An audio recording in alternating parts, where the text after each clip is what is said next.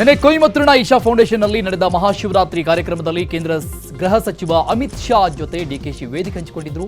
ಈ ವಿಚಾರ ರಾಜ್ಯ ರಾಜಕೀಯದಲ್ಲಿ ಸಂಚಲನಕ್ಕೆ ಕಾರಣ ಆಗಿತ್ತು. ಈ ವಿಚಾರದಲ್ಲಿ ಬಿಜೆಪಿ ನಾಯಕರು ಮಾರ್ಮಿಕವಾಗಿ ಮಾತನಾಡುತ್ತಾ ಕಾಂಗ್ರೆಸ್ ನಾಯಕರ ಕಾಲೆಳೆದಿದ್ದಾರೆ.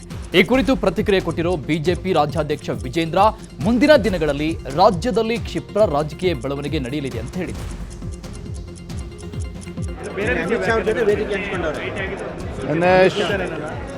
ಶಿವರಾತ್ರಿಯ ಸಂದರ್ಭದಲ್ಲಿ ಇಶಾ ಫೌಂಡೇಶನ್ ಅಲ್ಲಿ ಕಾರ್ಯಕ್ರಮದಲ್ಲಿ ಭಾಗವಹಿಸಿರ್ತಾರೆ. ಅದೊಂದು ಧಾರ್ಮಿಕ ಕಾರ್ಯಕ್ರಮ, ಶಿವರಾತ್ರಿ ಸಂದರ್ಭದಲ್ಲಿ ಹೋಗಿರ್ತಕ್ಕಂಥದ್ದು. ಹಾಗಾಗಿ ಅದಕ್ಕೆ ಡಿ ಕೆ ಶಿವಕುಮಾರ್ ಅವರೇ ಉತ್ತರ ಕೊಡಬೇಕೇ ಹೊರತು ನಾನಲ್ಲ. ಆದರೆ ಇವತ್ತು ಕಾಂಗ್ರೆಸ್ ಪಕ್ಷದಲ್ಲಿ ದಿನೇ ದಿನೇ ಒಳ ಜಗಳ ಜಾಸ್ತಿ ಆಗ್ತಾ ಇರ್ತಕ್ಕಂಥ ತಾವೆಲ್ಲರೂ ಕೂಡ ಗಮನಿಸ್ತಾ ಇದ್ದೀರಿ. ನಾನು ಅವತ್ತೇ ಹೇಳಿದ್ದೇನೆ, ಮುಂದಿನ ದಿನಗಳಲ್ಲಿ ಕ್ಷಿಪ್ರ ರಾಜಕೀಯ ಬೆಳವಣಿಗೆಗಳು ರಾಜ್ಯದಲ್ಲಿ ನಡೀತದೆ ಅನ್ನೋದನ್ನು ಹೇಳಿದ್ದೇನೆ. ಆಡಳಿತ ಪಕ್ಷದ ಕಾಂಗ್ರೆಸ್ ಪಕ್ಷದಲ್ಲಿ ಇವೆಲ್ಲವೂ ಮುನ್ಸೂಚನೆ ಅಂತೇಳಿ ಕಾಣಿಸ್ತಾ ಇದೆ. ಬಿಜೆಪಿ ಬರೋ ಸಾಧ್ಯತೆ ಇದೆಯಾ? ಹೇಗೆ? ಧನ್ಯವಾದಗಳು, ಥ್ಯಾಂಕ್ ಯು. ಇನ್ನು ಡಿಕೆಶಿ ಅಮಿತ್ ಶಾ ವೇದಿಕೆ ಹಂಚಿಕೆ ವಿಚಾರವಾಗಿ ಮಾತನಾಡಿದ ಪರಿಷತ್ ವಿಪಕ್ಷ ನಾಯಕ ಛಲವಾದಿ ನಾರಾಯಣಸ್ವಾಮಿ, ರಾಜಕೀಯೇತರ ವೇದಿಕೆ ಹಂಚಿಕೊಂಡಿದ್ದು ತಪ್ಪಾಗಿ ಭಾವಿಸಬಾರದು.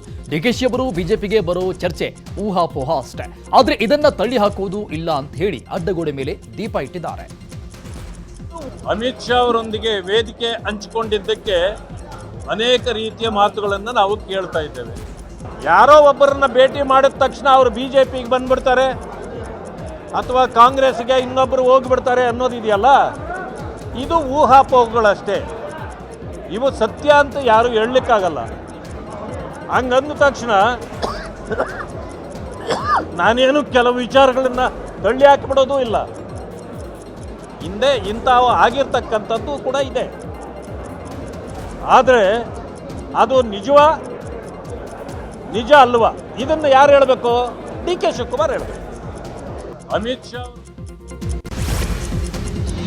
ನಿನ್ನೆ ಇಶಾ ಫೌಂಡೇಶನ್ ಕಾರ್ಯಕ್ರಮದಲ್ಲಿ ಡಿಕೆ ಶಿವಕುಮಾರ್ ಭಾಗಿಯಾಗಿದ್ದರು. ಈ ವಿಚಾರವಾಗಿ ಮಾತನಾಡಿರುವಂತಹ ಆರ್ ಅಶೋಕ್, ಡಿಕೆ ಶಿವಕುಮಾರ್ ಕಾರ್ಯಕ್ರಮದಲ್ಲಿ ಭಾಗಿಯಾಗಿದ್ದಕ್ಕೆ ಅವರ ಪಕ್ಷದಲ್ಲಿ ಆಕ್ಷೇಪ ಶುರುವಾಗಿದೆ. ಕುಂಭಮೇಳಕ್ಕೆ ಹೋಗೋದು ಬೇಡ ಅಂತ ಖರ್ಗೆ ಹೇಳ್ತಾರೆ, ಆದರೆ ಅಲ್ಲಿಗೂ ಡಿಕೆ ಶಿವಕುಮಾರ್ ಹೋಗಿದ್ರು. ಪ್ರಧಾನಿಯನ್ನ ಡಿಕೆ ಶಿವಕುಮಾರ್ ಅವರು ಭೇಟಿ ಮಾಡಿದ್ರು. ಇಶಾ ಕಾರ್ಯಕ್ರಮದಲ್ಲಿ ಡಿಕೆಶಿ ಭಾಗಿಯಾಗಿರೋದು ಅವರ ವೈಯಕ್ತಿಕ.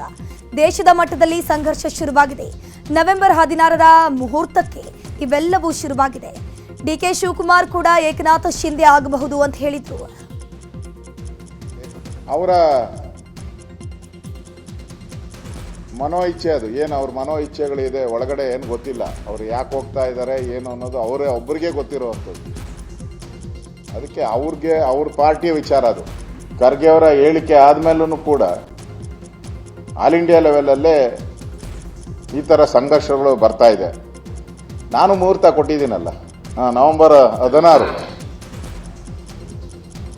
ಆ ಮುಹೂರ್ತದ ಪರಿಣಾಮನೇ ಇದೆಲ್ಲ. ಭಾಳ ಜನ ಇದ್ದಾರೆ ಕಾಂಗ್ರೆಸ್ಸಲ್ಲಿ, ಏಕನಾಥ್ ಶಿಂದೆ ಅವರು, ಅದರಲ್ಲಿ ಡಿ ಕೆ ಶಿವಕುಮಾರ್ ಅವರು ಒಬ್ರು ಇರ್ಬೋದು. ಅವ್ರು ಹೇಳಿದಾರಲ್ಲ, ನನ್ನ ಉಪಯೋಗ ಮಾಡಗಳಿ ಅಂತ ಇವತ್ತು ಸಲಹೆ ಕೊಟ್ಟಿದ್ದಾರೆ ಎಲ್ಲರಿಗೂ, ಇಡೀ ಕರ್ನಾಟಕದ ಜನತೆಗೆ ನನ್ನಿರೋ ಟ್ಯಾಲೆಂಟ್ ಅನ್ನ.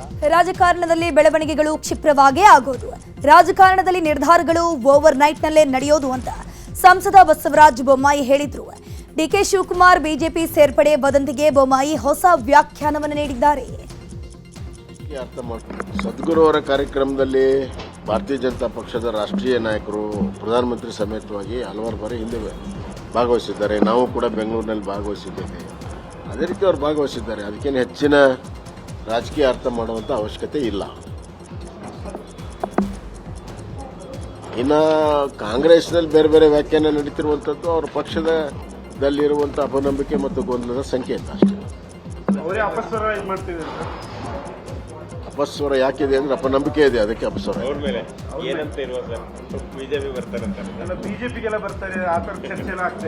ಇಲ್ಲ ಅದ ಆ ಥರದ್ದು ಯಾವುದೂ ಚರ್ಚೆ ಇಲ್ಲ. ರಾಜಕಾರಣದಲ್ಲಿ ಬೆಳವಣಿಗೆ ಕ್ಷಿಪ್ರ ಆಗೋದು, ನಿಧಾನವಾಗಿ ಯಾವುದು ಆಗೋದೇ ಇಲ್ಲ, ಓವರ್ ನೈಟ್ ಆಗೋದು ಪ್ರಶ್ನೆ ಆದಲ್ಲ. ಪ್ರಶ್ನೆ ಇವತ್ತು ಯಾವುದು ಆ ಥರದ ನಮ್ಮ ಮಟ್ಟಕ್ಕಂತೂ ಅಥವಾ ನಮ್ಮ ತಿಳುವಳಿಕೆಗೆ ಮಾತ್ರ ಯಾವುದೇ ಥರ ಚರ್ಚೆ ಇಲ್ಲ. ನಿನ್ನೆ ಇಶಾ ಕಾರ್ಯಕ್ರಮದಲ್ಲಿ ಡಿಸಿಎಂ ಭಾಗಿಯಾಗಿದ್ದಕ್ಕೆ ಕಾಂಗ್ರೆಸ್ನಲ್ಲಿ ಅಸಮಾಧಾನ ವ್ಯಕ್ತವಾಗಿತ್ತು. ಈ ಬಗ್ಗೆ ಮಾತನಾಡಿದ ಜಗದೀಶ್ ಶೆಟ್ಟರ್ ಕಾಂಗ್ರೆಸ್ಗೆ ಸವಾಲ್ ಹಾಕಿದ್ದಾರೆ. ಕಾಂಗ್ರೆಸ್ ತತ್ವದ ವಿರುದ್ಧ ಇದ್ರೆ ಡಿಕೆಶಿ ಮೇಲೆ ಕ್ರಮ ಕೈಗೊಳ್ಳಲಿ. ಡಿಕೆಶಿ ಕುಂಭಮೇಳಕ್ಕೆ ಹೋಗಿರೋದು, ಕೊಯಮತ್ತೂರಿಗೆ ಹೋಗಿರೋದು ಸಹಜ. ಇದು ಸರಿಯಾಗಲ್ಲ ಅಂದ್ರೆ ಡಿಕೆ ಶಿವಕುಮಾರ್ ಅವರನ್ನ ಸಸ್ಪೆಂಡ್ ಮಾಡಿ. ಅವರು ನಿಮ್ಮ ಪಕ್ಷದ ತತ್ವ ಸಿದ್ಧಾಂತಕ್ಕೆ ವಿರೋಧವಾಗಿದ್ರೆ ಅವರನ್ನ ಪಾರ್ಟಿಯಿಂದ ಹೊರಗೆ ಹಾಕಿ. ಕಾಂಗ್ರೆಸ್ಗೆ ಹಿಂದೂಗಳ ಬಗ್ಗೆ ದ್ವೇಷ ಇದೆ, ಇದರಿಂದ ಕಾಂಗ್ರೆಸ್ ಉದ್ಧಾರ ಆಗಲ್ಲ ಅಂತ ಹೇಳಿದರು. ಶಿವಕುಮಾರ್ ಅವರು ಅಲ್ಲಿ ಹಿಂದೂ ಕಾರ್ಯಕ್ರಮಗಳಿಗೆ ಮತ್ತೊಂದು ಹೋದರೆ ಅವರು ಟೀಕೆ ಮಾಡೋದಾದರೆ ಅದು ಅವ್ರಿಗೆ ಬಿಟ್ಟಂಥ ವಿಚಾರ. ಯಾಕಂದರೆ ಪ್ರತಿಯೊಬ್ಬ ವ್ಯಕ್ತಿಗೆ ತನ್ನದೇ ಆದಂಥ ಒಂದು ವ್ಯಕ್ತಿತ್ವ ಇರ್ತದೆ, ತನ್ನದೇ ಆದಂಥ ಒಂದು ಧಾರ್ಮಿಕ ಪರಂಪರೆ ಅನ್ಕೊಂಡು ಅದನ್ನು ಡಿ ಕೆ ಶಿವಕುಮಾರ್ ಮಾಡಿದ್ದಾರೆ. ಹೀಗಾಗಿ ಅದನ್ನು ಬೇಕಾದ್ರೆ ಅದು ನಿಮ್ಮ ತತ್ವಕ್ಕೆ ವಿರುದ್ಧ ಆಗಿದ್ದರೆ ಅವ್ರು ಸಸ್ಪೆಂಡ್ ಮಾಡಿರಿ, ಪಾರ್ಟಿಯಿಂದ ಹೊರಗೆ ಹಾಕ್ರಿ. ಅವಾಗ ಗುರ್ತಾಗತ್ತೆ ನಿಮ್ಮ ಡಿಸಿಪ್ಲಿನು, ನಿಮ್ಮ ತತ್ವ ಏನು ಅನ್ನೋದು ಗುರ್ತಾಗ್ತದೆ. ಹೀಗಾಗಿ ಈ ರೀತಿಯಾದ ನಡವಳಿಕೆ ಇದಲ್ಲ ಕಾಂಗ್ರೆಸ್ ಇದ್ದು, ಇದು ಭಾಳ ಆಘಾತಕಾರಿ. ಡಿಸಿಎಂ ಡಿಕೆ ಶಿವಕುಮಾರ್ ಅವರ ನಡೆ ಕಾಂಗ್ರೆಸ್ ಪಾಳ್ಯದಲ್ಲಿ ಸಾಕಷ್ಟು ಗೊಂದಲ ಮೂಡಿಸಿದೆ. ಈ ಬಗ್ಗೆ ಪ್ರತಿಕ್ರಿಯೆ ನೀಡಿರುವಂತಹ ಕಾಂಗ್ರೆಸ್ನ ನಾಯಕರು, ಡಿಕೆ ಶಿವಕುಮಾರ್ ಕಟ್ಟ ಕಾಂಗ್ರೆಸ್ಸಿಗ ಎಲ್ಲೂ ಹೋಗೋದಿಲ್ಲ, ಅಷ್ಟಕ್ಕೂ ಡಿಕೆಶಿ ಶಿವರಾತ್ರಿ ಕಾರ್ಯಕ್ರಮಕ್ಕೆ ಹೋಗೋದ್ರಲ್ಲಿ ತಪ್ಪೇನಿದೆ ಅಂತ ಸಮರ್ಥನೆಯನ್ನ ಮಾಡಿಕೊಂಡ್ರು. ಮಾತಾಡಿದಾರೆ ಅಂತ ಅನಿಸುತ್ತೆ ನನಗೆ. ಆ ತರ ಮಾತಾಡಂಗಿದ್ರೆ ಒಂದು ಬೇರೆ ಬಗ್ಗೆ ಡಿಸ್ಕಷನ್ ಮಾಡ್ಬೋದು. ಅವರಿಗೆ ಆಡಿಯನ್ಸ್ ಇದ್ದಾರೆ, ಯಾರಿಗೆ ಸದ್ಗುರು ಅವರಿಗೆ ಆಡಿಯನ್ಸ್ ಇದಾರಲ್ಲ ಅಂತಲ್ಲ, ನಾನು ಅವ್ರ ಅಡ್ಮೈರರ್, ಅವ್ರ ಫ್ಯಾನು. ಆದ್ರೆ ಕೆಲವು ಸಂದರ್ಭದಲ್ಲಿ ಈ ರೀತಿ ಮಾತನಾಡ್ತಕ್ಕಂಥದ್ದು ಎಷ್ಟು ಸರಿ ಎಷ್ಟು ತಪ್ಪು ಅಂತ ಹೇಳಿ ಇದು ಅರ್ಥ ಮಾಡ್ಕೋಬೇಕು. ಯಾಕಂದ್ರೆ ನರೇಶನ್ ಅಂತಕ್ಕಂಥದ್ದು ಹೇಳ್ತಕ್ಕಂಥದ್ದು ಸಿಚುವೇಶನ್ ಬಂದಾಗ ಆ ವೇದಿಕೆನೇ ಬೇರೆ ಇರಬೇಕು. ಆ ವೇದಿಕೆ ಅಲ್ಲ, ಅವ್ರು ಹೇಳ್ತಕ್ಕಂಥದ್ದು ವೇದಿಕೆ ಅಲ್ಲ, ರಾಜಕೀಯ. ತಪ್ಪೇನಿದೆ?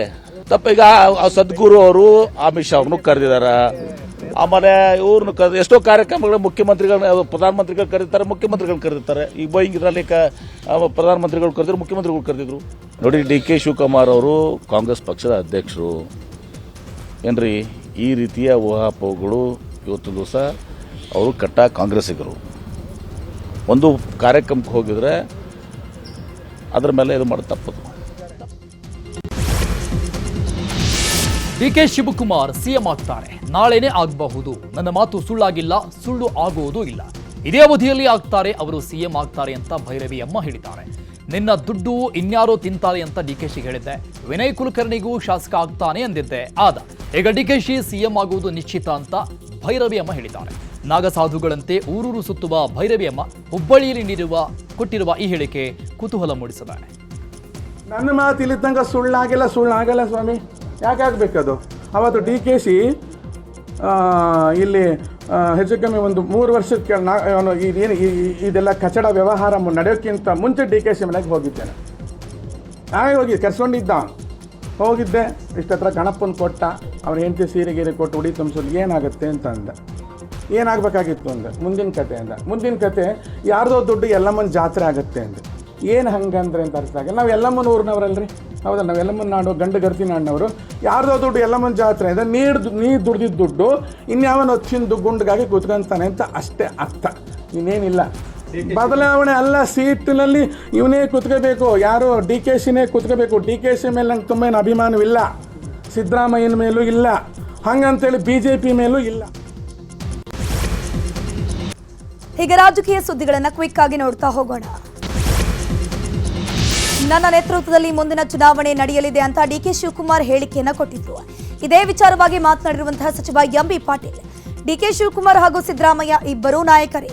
ಸತೀಶ್ ಜಾರಕಿಹೊಳಿ, ಪರಮೇಶ್ವರ್ ಅವರು ಕೂಡ ನಮ್ಮ ನಾಯಕರು.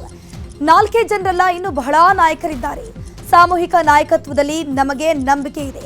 ಡಿಕೆ ಶಿವಕುಮಾರ್ ಕಳೆದ ಚುನಾವಣೆಯಲ್ಲಿ ಸಂಘಟನೆ ಮಾಡಿದ್ರು. ಸಿದ್ದರಾಮಯ್ಯ ಮಾಸ್ ಲೀಡರ್, ಎಲ್ಲರೂ ಅವರನ್ನ ನೋಡಿಯೇ ವೋಟ್ ಹಾಕಿದ್ದಾರೆ ಅಂತ ಹೇಳಿದ್ರು.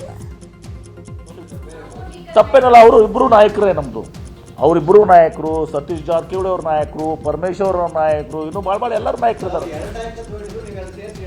ಎಲ್ಲ ನಾಯಕರು, ಎರಡಲ್ಲ, ಇನ್ನೂ 4 ಎಲ್ಲರೂ ಇದ್ದಾರೆ. ಪಕ್ಷ ಸಾಮೂಹಿಕವಾಗಿ ಒಬ್ಬ ವ್ಯಕ್ತಿಯ ಇದು ಅಲ್ಲ, ಇದು ಸಾಮೂಹಿಕ ನಾಯಕತ್ವದಲ್ಲಿ ವಿಶ್ವಾಸ ಇಟ್ಕೊಂಡ್ಬಂದಂಥ ಕಾಂಗ್ರೆಸ್ ಪಕ್ಷ. ಅವರಿಬ್ಬರು ಡಿ ಕೆ ಶಿವಕುಮಾರ್ ಅವರು ಭಾಳಷ್ಟು ಇವತ್ತು ಪಕ್ಷಕ್ಕೆ ಕೊಡುಗೆಯನ್ನು ಕೊಟ್ಟಿದ್ದಾರೆ. KPCC ಅಧ್ಯಕ್ಷರಾಗಿ ಅವತ್ತು ಸಹ ಸಂಘಟನೆ ಮಾಡಿದ್ದಾರೆ. ಹೊರ ಚುನಾವಣೆಯಲ್ಲಿ ಭಾಳ ಶ್ರಮ ವಹಿಸಿದ್ದಾರೆ, ಹಾರ್ಡ್ ವರ್ಕ್ ಮಾಡಿದ್ದಾರೆ. ಸಿದ್ದರಾಮಯ್ಯನವರು ವ್ಯಕ್ತಿತ್ವ ಇವತ್ತು ದಿವಸ ಅವ್ರು ಈಸ್ ಅ ಮಾಸ್ ಲೀಡರ್. ಇವತ್ತು ಜನ ಅವ್ರನ್ನ ನಂಬಿಕೊಂಡು ಅವ್ರನ್ನ ಮೇಲೆ ವಿಶೇಷವಾಗಿ ಬಡವರು, ಹಿಂದುಳಿದವರು, ರೈತರು ಇವರೆಲ್ಲರೂ ಕೂಡ ಸಿದ್ದರಾಮಯ್ಯನವರ ಒಂದು ಮುಖವನ್ನು ನೋಡಿ, ಅವ್ರ ಫೇಸ್ ನೋಡಿ ಇವತ್ತು ದಿವಸ ನಮ್ಮ ಇನ್ನು ಬೆಂಗಳೂರು ಟ್ರಾಫಿಕ್ ಬಗ್ಗೆ ಉದ್ಯಮಿ ಮೋಹನ್ ದಾಸ್ ಪೈ ಟೀಕೆ ಮಾಡಿರುವ ವಿಚಾರದ ಬಗ್ಗೆಯೂ ಮಾತನಾಡಿರುವಂತಹ ಎಂಬಿ ಪಾಟೀಲ್, ಲಾಭ ತೆಗೆದುಕೊಂಡಿದ್ದು ಬೆಂಗಳೂರಿನಿಂದ, ಇವರು ಬೆಳೆದದ್ದು ರಾಜ್ಯದಲ್ಲಿ. ಸಲಹೆ ನೀಡಲಿ, ಸೋಷಿಯಲ್ ಮೀಡಿಯಾದಲ್ಲಿ ಹಾಕೋದಲ್ಲ. ಕನ್ನಡಿಗರು ಈ ಆಟಿಟ್ಯೂಡ್ ಬಯಸೋದಿಲ್ಲ, ಇದರಿಂದ ನೀವು ದೊಡ್ಡವರು ಆಗೋದಿಲ್ಲ ಅಂತ ಹೇಳಿದ್ರು. ಕೇಂದ್ರ ಸರ್ಕಾರ ರಾಜ್ಯಕ್ಕೆ ಅನುದಾನ ಕೊಡ್ತಿಲ್ಲ ಅನ್ನೋ ಕಾಂಗ್ರೆಸ್ ಆರೋಪಕ್ಕೆ ರಾಮುಲು ತಿರುಗೇಟು ಕೊಟ್ಟಿದ್ದಾರೆ. ಮೈಸೂರಲ್ಲಿ ಮಾತನಾಡಿದ ಶ್ರೀರಾಮುಲು, ಸ್ವಾತಂತ್ರ್ಯ ಬಂದಾಗಿಂದ ಯಾರ್ಯಾರು ಪ್ರಧಾನಿಯಾಗಿದ್ರು, ಯಾರು ರಾಜ್ಯಕ್ಕೆ ಎಷ್ಟು ಅನುದಾನ ಕೊಟ್ಟಿದ್ದಾರೆ ಅನ್ನೋದು ಚರ್ಚೆ ಆಗಲಿ. ಕಾಂಗ್ರೆಸ್ ಆರೋಪದಲ್ಲಿ ಹುರುಳಿಲ್ಲ. ಕೇಂದ್ರ ಸರ್ಕಾರ ರಾಜ್ಯಕ್ಕೆ ಅನುದಾನ ಸರಿಯಾಗಿ ಕೊಡ್ತಾ ಇದೆ, ಆದರೆ ರಾಜ್ಯ ಸರ್ಕಾರ ಅದನ್ನ ಸರಿಯಾಗಿ ಬಳಸ್ತಾ ಇಲ್ಲ ಅಂತ ಹೇಳಿದರು. ಎಚ್.ಡಿ. ಕುಮಾರಸ್ವಾಮಿ ವಿರುದ್ಧ ಸರ್ಕಾರವು ದ್ವೇಷದ ರಾಜಕೀಯ ಮಾಡ್ತಿದೆ ಅಂತ ಜೆಡಿಎಸ್ನ ಮುಖಂಡ ನಿಖಿಲ್ ಕುಮಾರಸ್ವಾಮಿ ಹೇಳಿದ್ರು. ಬೆಂಗಳೂರಿನಲ್ಲಿ ಮಾತನಾಡಿರುವಂತಹ ನಿಖಿಲ್, ಸರ್ಕಾರ ದ್ವೇಷದ ರಾಜಕೀಯವನ್ನ ಮಾಡ್ತಿದೆ, ಇದನ್ನ ಎದುರಿಸುವ ಸಾಮರ್ಥ್ಯವೂ ನಮಗಿದೆ. ಕಾನೂನಾತ್ಮಕವಾಗಿ ನಾವು ಎದುರಿಸ್ತೇವೆ. ಕುಮಾರಸ್ವಾಮಿ ಅವರನ್ನ ಕಟ್ಟಿ ಹಾಕೋಕೆ ಕಾಂಗ್ರೆಸ್ ಶತ ಪ್ರಯತ್ನ ಪಡ್ತಿದೆ ಅಂತ ಹೇಳಿದ್ರು.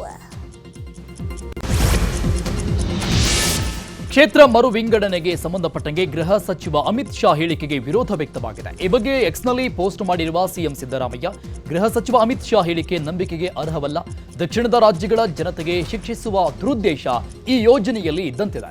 ಕೇಂದ್ರದ ಅನ್ಯಾಯದ ವಿರುದ್ಧ ಸಮಗ್ರ ರೂಪದ ಹೋರಾಟ ನಡೆಸಲು ನೆರೆಯ ದಕ್ಷಿಣದ ರಾಜ್ಯಗಳ ಜೊತೆಯೂ ಮಾತುಕತೆ ನಡೆಸುತ್ತೇವೆ. ಯಾವ ಅನುಪಾತದ ಆಧಾರದಲ್ಲಿ ಕ್ಷೇತ್ರ ಮರು ವಿಂಗಡಣೆ ಮಾಡಲಾಗುತ್ತೆ ಅನ್ನೋದನ್ನ ಗೃಹ ಸಚಿವರು ಸ್ಪಷ್ಟಪಡಿಸಬೇಕಂತ ಹೇಳಿದರು. ರಸ್ತೆ ಅಗಲೀಕರಣಕ್ಕಾಗಿ ಬೆಂಗಳೂರು ಅರಮನೆ ಮೈದಾನ 15.7 ಎಕರೆ ಜಾಗಕ್ಕೆ 3,011 ಕೋಟಿ ರೂಪಾಯಿ ಟಿಡಿಆರ್ ಪರಿಹಾರ ನೀಡೋದರಿಂದ ಪಾರಾಗೋಕೆ ರಾಜ್ಯ ಸರ್ಕಾರವು ಸುಪ್ರೀಂ ಕೋರ್ಟ್ನ ಮೊರೆ ಹೋಗಿತ್ತು. ಇನ್ನು 2 ಕಿಲೋಮೀಟರ್ ರಸ್ತೆ ಜಾಗಕ್ಕೆ 3,400 ಕೋಟಿ ಮೌಲ್ಯದ ಪರಿಹಾರ ನೀಡುವುದು ನ್ಯಾಯಬದ್ಧವಲ್ಲ ಅಂತ ರಾಜ್ಯ ಸರ್ಕಾರದ ಪರ ವಕೀಲರು ವಾದವನ್ನ ಮಂಡಿಸಿದ್ರು. ಈ ಪ್ರಕರಣಕ್ಕೆ ಸಂಬಂಧಪಟ್ಟಂತೆ ಇದೀಗ ರಾಜ್ಯ ಸರ್ಕಾರಕ್ಕೆ ತಾತ್ಕಾಲಿಕ ಗೆಲುವು ಸಿಕ್ಕಿದೆ. ಬೆಂಗಳೂರಿನ ಅರಮನೆ ಜಮೀನಿಗೆ ಟಿಡಿಆರ್ ನೀಡುವ ವಿಚಾರವಾಗಿ ಸಿದ್ದರಾಮಯ್ಯ ನೇತೃತ್ವದ ಕಾಂಗ್ರೆಸ್ ಸರ್ಕಾರ ನ್ಯಾಯಾಂಗ ನಿಂದನೆಯಿಂದ ಪಾರಾಗಿದೆ. ಆದರೆ ರಾಜ್ಯ ಸರ್ಕಾರದ ಸುಗ್ರೀವಾಜ್ಞೆಯನ್ನ ಸುಪ್ರೀಂ ಕೋರ್ಟ್ ಒಪ್ಪಿಲ್ಲ. ಈಗ ಕ್ರೈಮ್ ಸುದ್ದಿಗಳನ್ನ ನೋಡೋಣ. ಸರ್ಕಾರಿ ಆಸ್ಪತ್ರೆಗಳ ಅಸಡ್ಡೆಗೆ ಜನ ಹೈರಾಣಾಗಿದ್ದಾರೆ. ಬಾಗಲಕೋಟೆಯ ಜಮಖಂಡಿ ನಗರದ ತಾಯಿ ಮಕ್ಕಳ ಹೆರಿಗೆ ಆಸ್ಪತ್ರೆಯಲ್ಲಿ ಮಧ್ಯಾಹ್ನವಾದರೂ ವೈದ್ಯರೇ ಬಂದಿರಲಿಲ್ಲ. ಕೇವಲ ಸಿಬ್ಬಂದಿ ಮಾತ್ರ ಹಾಜರಿದ್ದರು. ವೈದ್ಯಕೀಯ ಪರೀಕ್ಷೆಗೆ ಬಂದ ಗರ್ಭಿಣಿ ಚಿಕಿತ್ಸೆಗಾಗಿ ಪರದಾಡಿದರು. ಬಳಿಕ ಗರ್ಭಿಣಿಯ ಪೋಷಕರು ಸಿಬ್ಬಂದಿಗೆ ತರಾಟೆ ತೆಗೆದುಕೊಂಡಿದ್ದಾರೆ.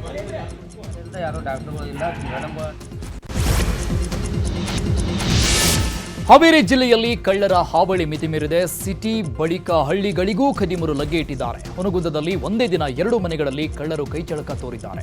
ಕೈಯಲ್ಲಿ ದೊಣ್ಣೆ, ಚಾಕು, ಕಲ್ಲು ಹಿಡಿದು ಕಳ್ಳರು ಕೈಚಳಕ ಮೆರೆದಿದ್ದಾರೆ. ಖದೀಮರ ಕೈಚಳಕ ಸಿಸಿಟಿವಿಯಲ್ಲಿ ಸೆರೆಯಾಗಿದೆ.